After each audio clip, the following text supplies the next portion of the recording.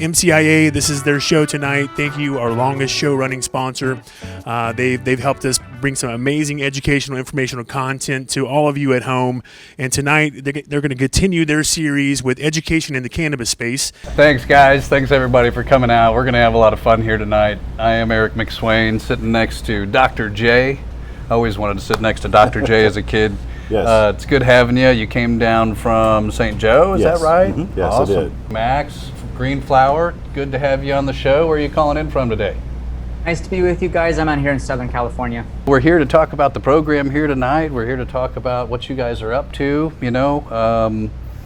Dr. J, what can you tell me about how, you came up with the idea? I mean, what made it, Sure. Was there a certain light bulb moment that made this happen for you? Well, kind of, yeah, it was a light bulb moment. Whenever I first got to Northwest Missouri State, I was really looking at some opportunities for what are some programs that we can do that the state needs and all that, and also how can we serve students. So why don't you let me give kind of an overview of what the programs actually are, because I think it'll really Sure. give people an understanding of what these are all about. So each of the programs is a 6-month training, and over those 6 months we go through basically 3 course loads in each of the programs. And so there's an agriculture program which teaches people how to grow cannabis, how to process cannabis, how to store cannabis properly. So it's the whole agriculture side. Then there's a business program which teaches people about the cannabis industry. It teaches you how does the operations work, how does the compliance work, how does the supply chain work. And so those are for people that are really either looking to start their own cannabis businesses or play kind of a higher up leadership role within some of these companies. Then there's a third program, which is a cannabis medicine, it's called a cannabis healthcare and medicine program. And that's all about how you actually interact with people that are using cannabis medicinally. And so it covers the different ways that you consume cannabis and how it interacts in the body. It covers the different ailments and conditions cannabis can be used for. And it covers how do you actually work with all sorts of different demographics, from people that are dealing with different healthcare conditions to also different demographics like elders and seniors and all the way in between. And so there's this kind of very medicinal component to that program. And then there's a cannabis law and policy program, which, as most people know, cannabis is one of the most heavily regulated industries in the world, actually. And whether it's local or national, there's a real need for people that understand the rules. And so those are things like the laws, those are things like accounting and taxes, those are things like employment laws, those are things like compliance. And then those are also the things of how local, state, and federal laws are kind of interacting with each other. And so people can kind of go into these 6-month programs, and they all start with learning kind of foundations of cannabis, where you learn about the plant, the botany of the plant, cannabinoids, terpenes, the product types. You learn about history, you learn kind of foundational knowledge. And then you have subsequent courses after that foundational knowledge, which is really more about specialties. So for example, in the the cultivation side, you might start with learning about genetics and soil and growing mediums and light sources. And then in the second part of the class, you go into things more about working with the plant, the harvesting cycles, getting the highest level of yield, processing, curing, storage. And that way, the point is that when people go through these programs, not only do you become really knowledgeable about the space, but then you start to get real specialty in each of these core sectors. And that's, of course, what the cannabis industry is. You have people that play roles in growing the plant and running the businesses and working with patients and working with customers, and then people that are more on the policy and compliance and regulatory side. And so these programs are designed to take you from knowing nothing to having a real deep understanding of how to be a leader in these different sectors. And then it yields with a certificate from the university, so that when you're going to get hired or raise investment, you actually have something real credible to show others about your knowledge. Is it self-paced, self-guided? Is there a lot of instructor interaction? It's both. So we call them asynchronous, which means that they are not necessarily sitting in class 3 days a week. All of the coursework, if you will, is based online. There's online videos and online reading materials and kind of online lectures that people go to. but every single cohort has live instructors that are also there checking in with people, answering people's questions, helping them through the coursework, and making sure that they're going through and actually succeeding at getting through the material and getting their certificate. So it's kind of the best of both worlds, because most of our learners are actually adult learners. They're people that are, going to their other careers or leading their families. And so it's nice to have the flexibility to basically go through the learning anytime you want, but there's still that structure there. That way you can make sure that we walk people through the programs and keep them on track. And that's why we have very high success rates in terms of people completing the programs. And we get great responses from people going through, because they feel like there's some real support there. Our programs are very rigorous. I mean, people are oftentimes quite shocked when they get inside and realize, these are really robust, multi-100-hour programs that people go through just to get their certificates.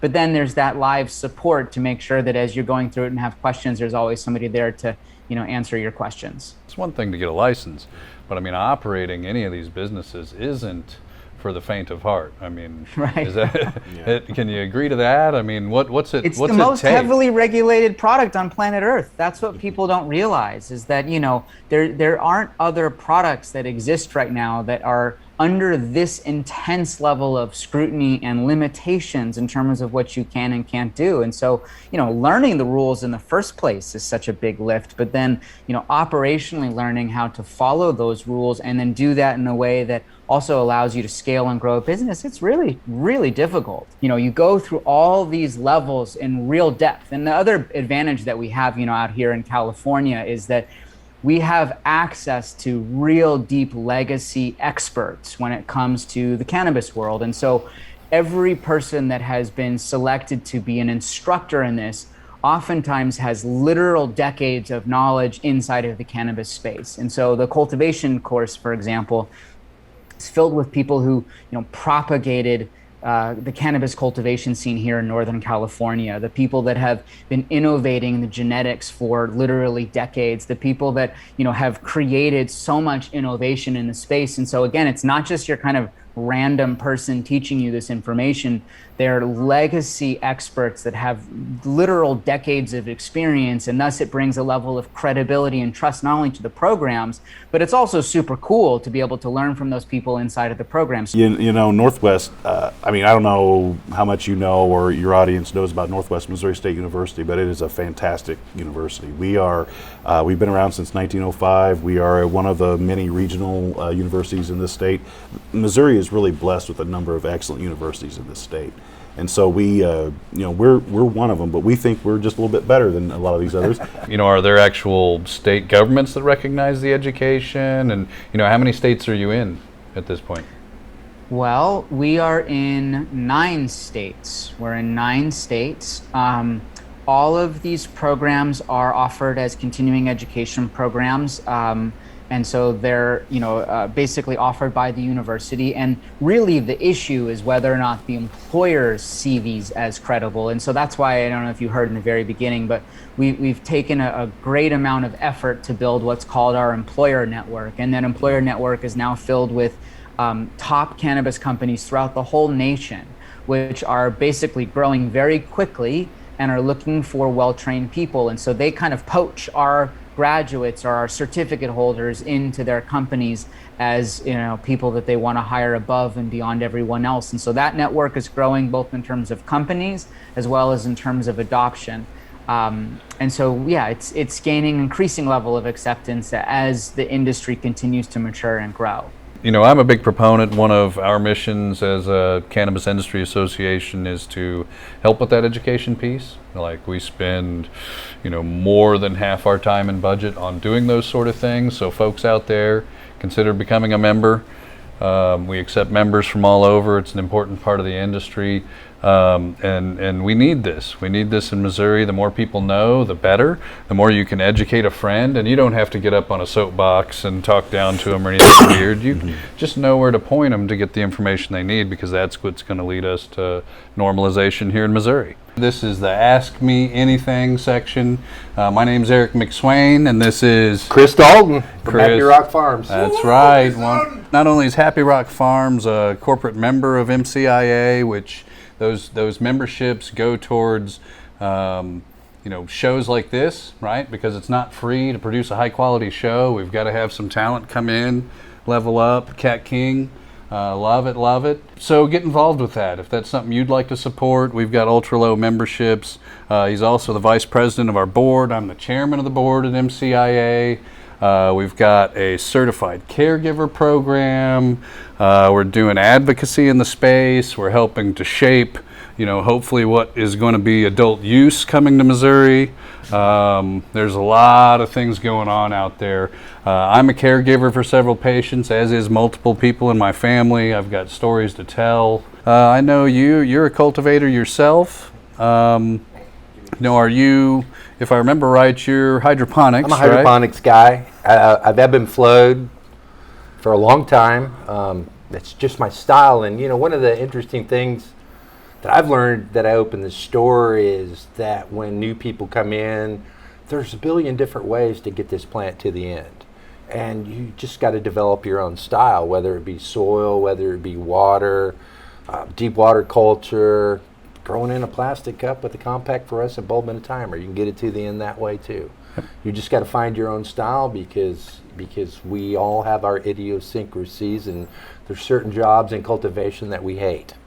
So you got to find that style of cultivation that has that little job that you hate and figure that out, and then just practice and get better and pay attention to your plants. My wife's been at home harvesting today, just time consuming, tedious, and stripping the plants down, and then you got to clean, reset the tent, reset the bed, whatever you're working with, reset the tray. Well, you got to clean pots, right? Because you use Hydroton. Yeah, Hydroton. I mean, the majority of the labor in my cultivation method is cleaning.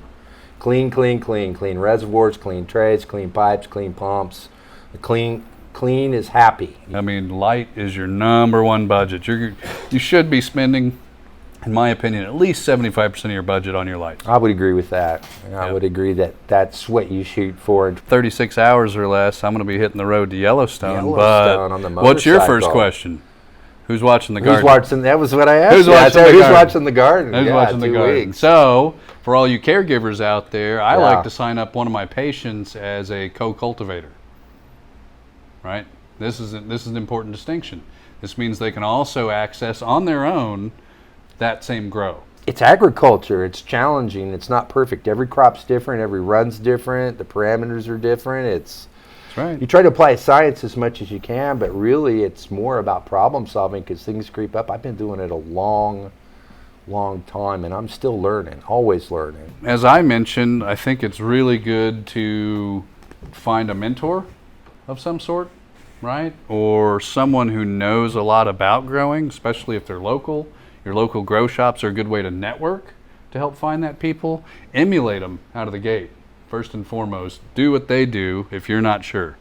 Do what they do, and then once you understand what's going on there, you can make it better. So the tank's available at Treehouse Canopy in Pacific, Missouri, Sprout House in Independence, Missouri, Advanced Gardening in Columbia, Missouri as of tomorrow. It'll be at Nasty Glass in Knob Noster as of tomorrow. We're going to get up to Elite Garden Supply in Marceline. I'll probably get there next week.